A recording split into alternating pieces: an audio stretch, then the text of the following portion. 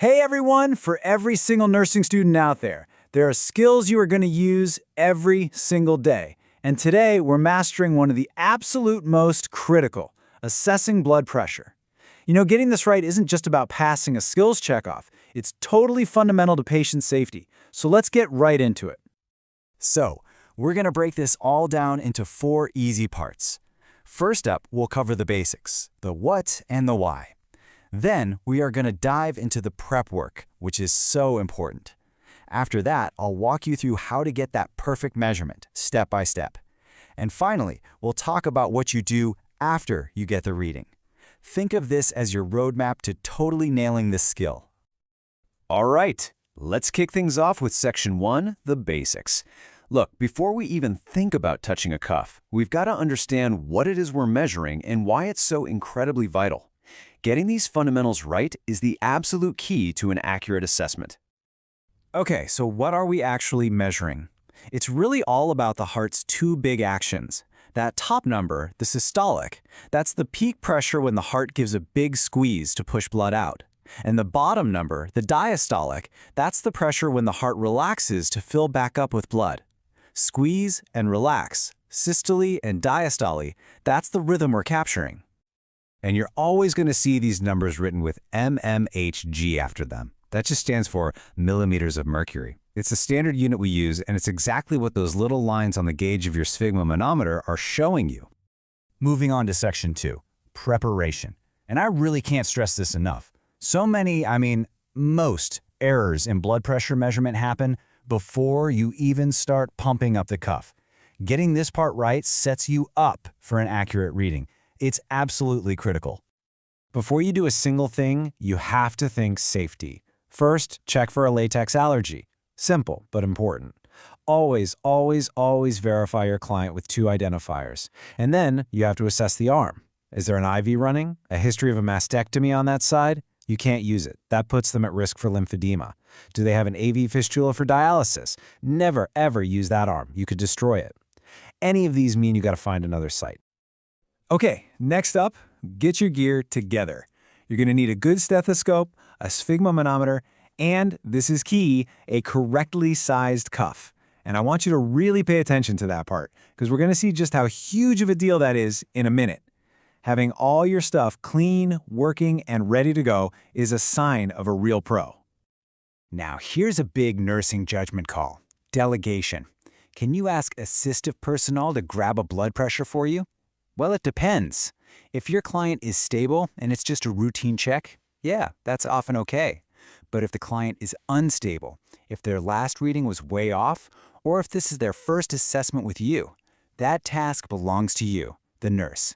Making that call is your responsibility. And here we go, the main event. Section 3, the perfect measurement. Let's walk through this whole process, step by step, so you can be confident you're getting a clinically accurate reading every single time. First things first, positioning. This isn't just about making the client comfortable. Every single part of this affects the reading.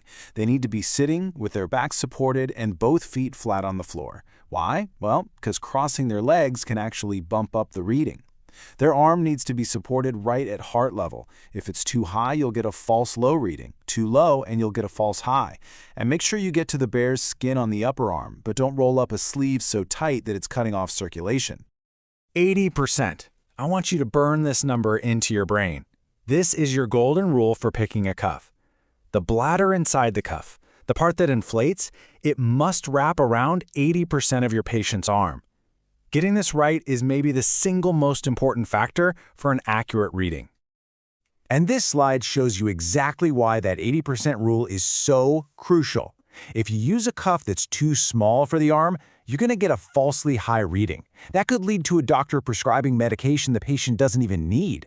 On the flip side, if the cuff is too big, you'll get a falsely low reading and you could completely miss that your patient has hypertension. This is such a common mistake and you have to avoid it. All right, let's put the cuff on. First, you need to feel for the brachial artery. It's usually on the inner side of that little crease in their elbow. Once you find the pulse, you'll see most cuffs have a little arrow or a marker on them. Line that marker right up with the artery. And make sure the bottom edge of the cuff is sitting about 2 centimeters or, roughly 1 inch above the bend in their elbow.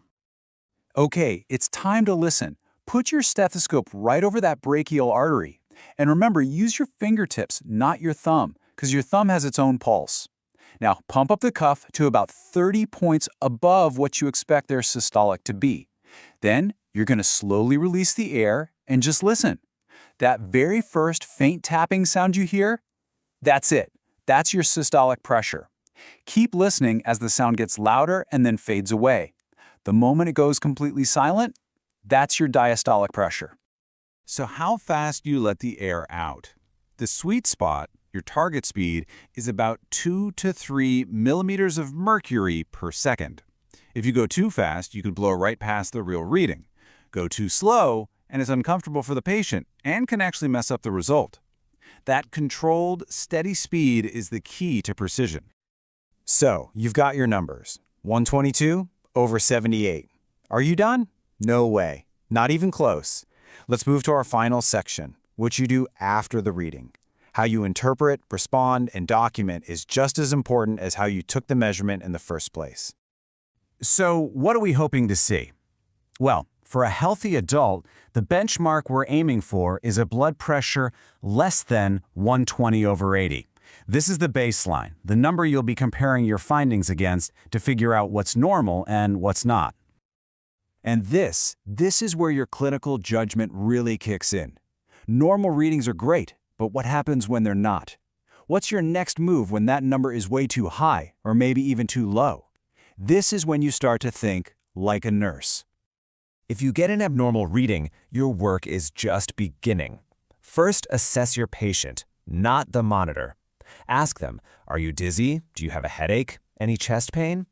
Then play detective. Could something be causing this? Are they in pain? Are they super anxious? Did they just down a big coffee? Try to address those things, give it about 15 to 30 minutes, and then recheck. If it's still way off, it's time to notify the provider. And of course, if they're dizzy or confused, get those fall precautions in place immediately. Safety always comes first. And finally, documentation. You've heard it a million times. If you didn't chart it, it didn't happen. Your note has to be specific. You need the date and time, the full reading, which arm you used, and how the client was positioned. And if you did anything, like give pain meds, you have to document that and how the client responded. This creates that perfect, clear, legal record of the awesome care you provided. So I'm going to leave you with this to think about. After everything we've talked about, what is the number one thing you're going to double check from now on to make sure you get an accurate reading every single time? For more essential nursing explainers just like this one, make sure to like, share, and subscribe to our channel. And hey, if you're preparing for the NCLEX, click the link below to check out our summarized book for all nursing courses. It is the perfect review tool to help you succeed. Thanks for watching, and I'll see you in the next